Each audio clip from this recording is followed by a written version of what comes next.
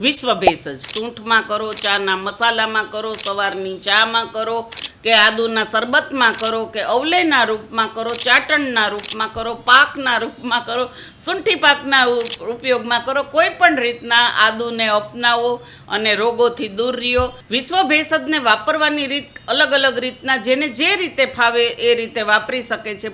ઋષિમુનિઓ જે અમારા શાસ્ત્રોમાં કહી ગયા છે કે ભોજન અગ્રે સદા પથ્યમ લવણ આદ્રકમ ભક્ષણમ.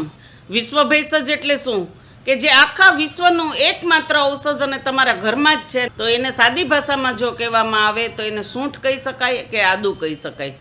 એટલે કે ભોજનની અગ્રતામાં એટલે કે જયમાં પહેલા લવણ આદ્રકમ એટલે કે મીઠું અને કે સેંધવ અને આદુ અને ભક્ષણમ એટલે કે જયમાં પહેલાં તમારે થોડી કાતરી આદુ અને લવણની ખાવી જોઈએ, આદુ અને મીઠાની ખાવી જોઈએ. આનાથી શું થાય તો કે એ દીપન પાચનનું કામ કરે છે. તમારા આમાશયની અંદર, તમારી હોજરીની અંદર રસ સ્ત્રાવ વધારે છે, એટલે કે તમારા ખોરાકનું સરસ રીતના પાચન થાય છે.